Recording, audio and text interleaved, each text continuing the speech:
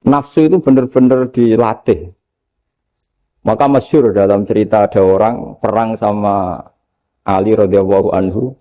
Ketika perang ini sangat semangat. Tapi ketika orang itu meludahi dan Sayyidina Ali ini tersinggung karena diludahi, Sayyidina Ali langsung angkat tangan. Sudah perangnya nggak usah diteruskan. Karena saya marah sama kamu sekarang demi nafsu. Karena kamu meludahi saya. Padahal saya tadi motifnya demi Allah dan Rasul. Jadi sangat tipis bedanya kita emosi karena diri kita dan emosi karena Allah dan Rasul. Sehingga ketika diludahin ini terus beliau mikir jangan-jangan perang saya karena saya diludahi. Nah yang hilang dari peradaban modern adalah Allah itu tidak begitu hadir di hati kita. Saya sering cerita di mana-mana, teks hadis itu sebenarnya berbunyi gini, ini hadis sahih. Mangka na yu'minu billahi wal yaumil akhir fal yukrim jarohu. Ada yang fal yukrim jarohu doifahu, ada yang fal yakul khairan aw yasmut. Siapa yang iman dengan Allah dan Rasul maka harus memuliakan tetangganya, memuliakan tamunya. Dulu itu ada seorang ulama dipanggil anak muda, dibully dari sekarang. Wahai kiai, datang ke rumah saya. Datang kiai itu. Setelah sampai ke rumah orang itu, silakan kiai kembali ke rumahnya. Saya tidak butuh kiai. Kiai itu dengan riang kembali. Setelah di rumah dipanggil lagi. Pak Yai, silakan datang ke rumah saya. Datang lagi. Ya senyum-senyum kiainya santai.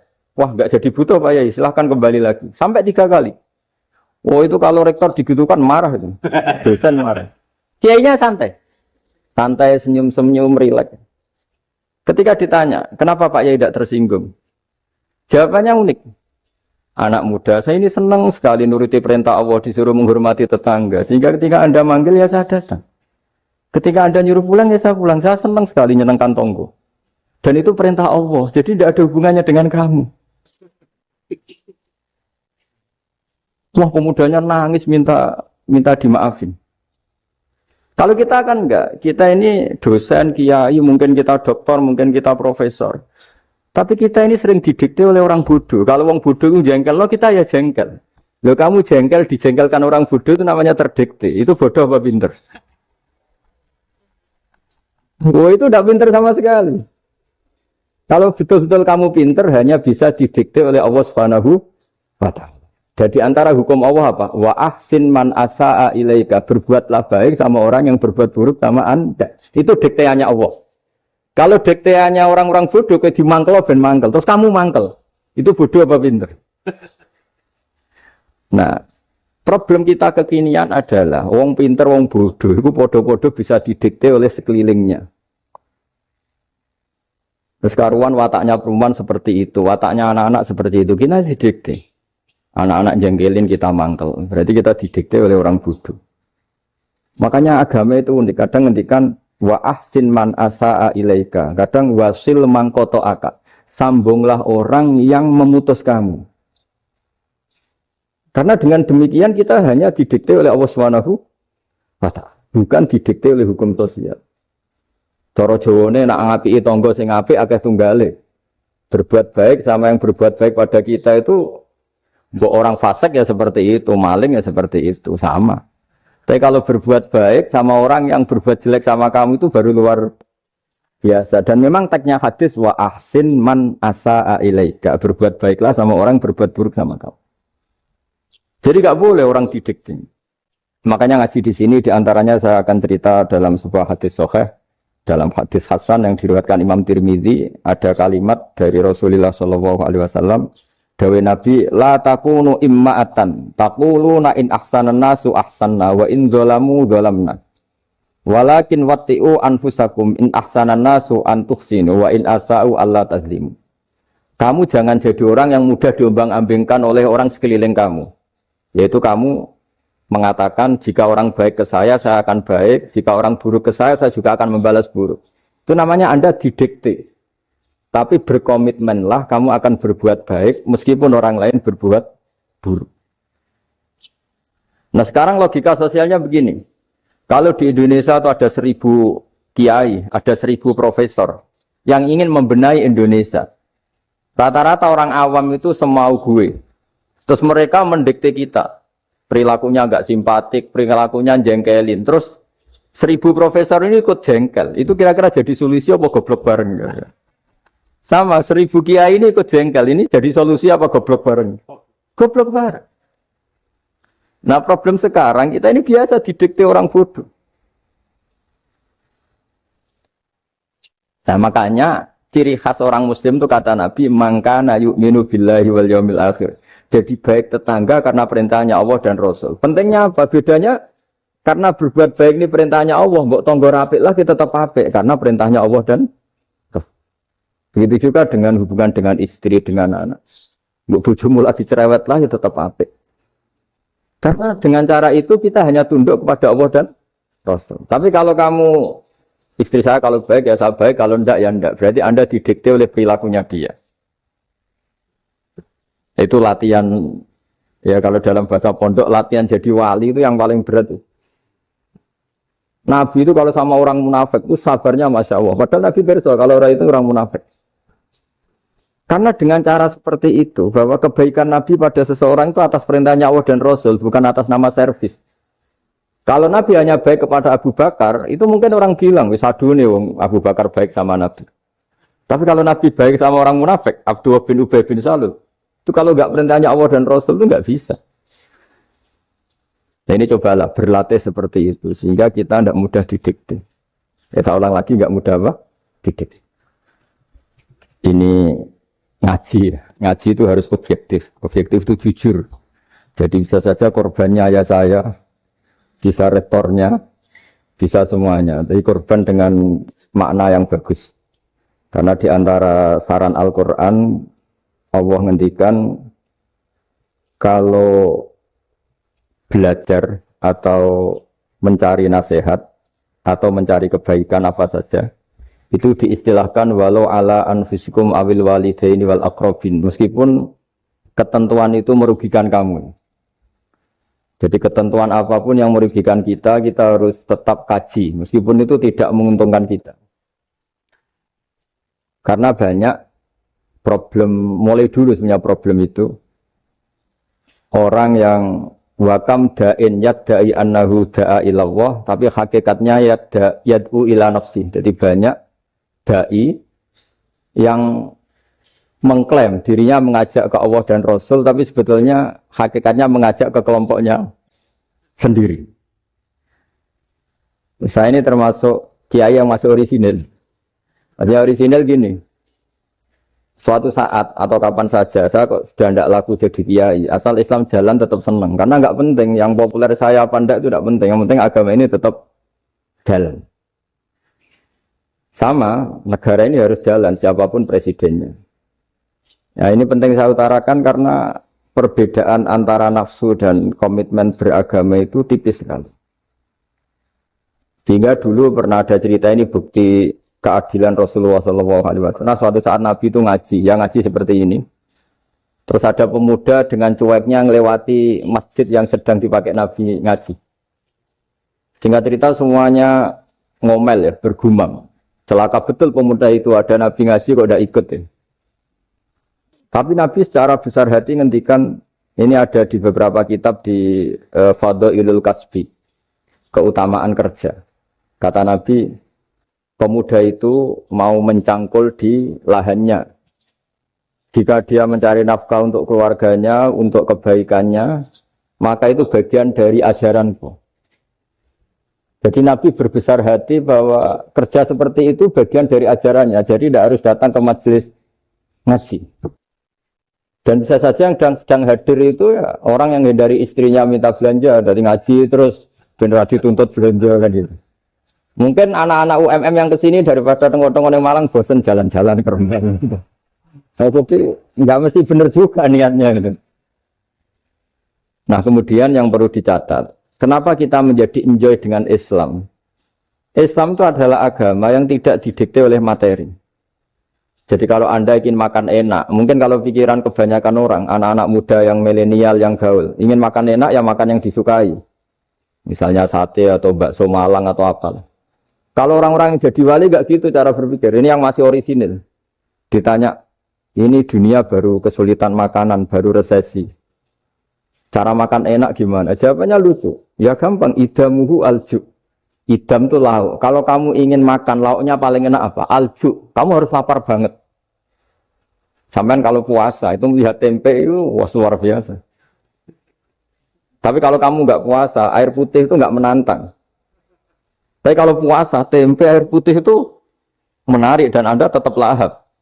Apa? Karena lauk terbaik adalah alju, yaitu lapar. Nah tapi kita ini enggak, kita ini kayak orang bodoh.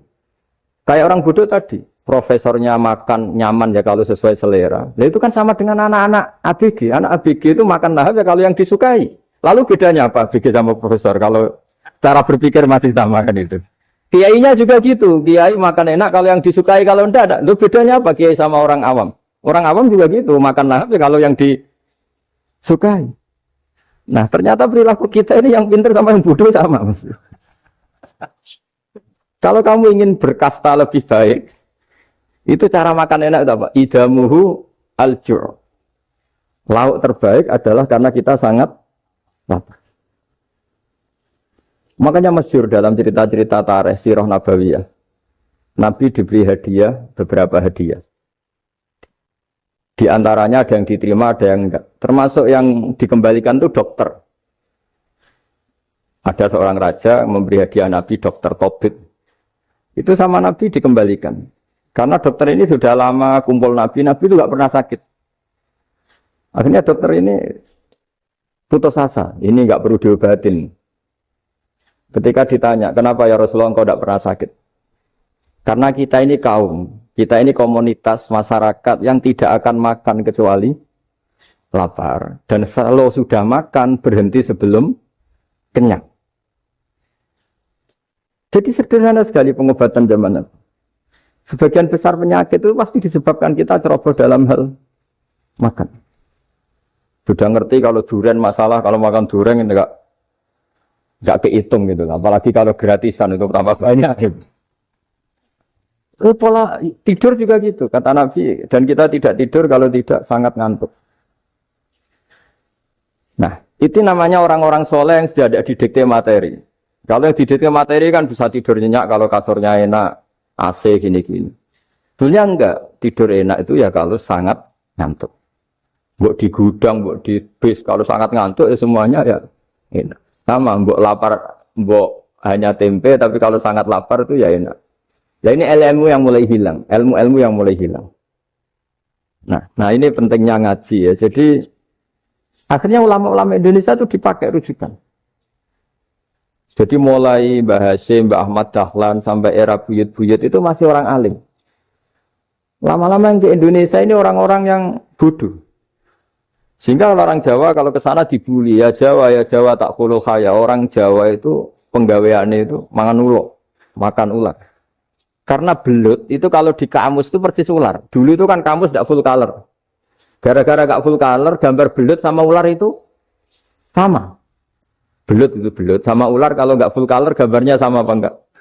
Sama. Terus orang Jawa itu kan masih banyak yang makan bajing tupai.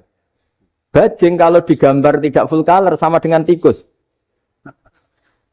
Gambar yang tidak warna hitam putih. Sehingga kita ini dibully pemakan tikus dan pemakan ular. Karena belut itu persis ular kalau digambar yang tidak full color. Sampai datang Syekhona Khalil, datang ulama. Ngarang kitab ya judulnya Al-Belut. Karena enggak terima bangsanya dinyek makan apa? Ular. Karang. Wal belut hayawanun bakhriyun terus ya isu fi kadza wa kadza. Itu beda dengan al-hayyah.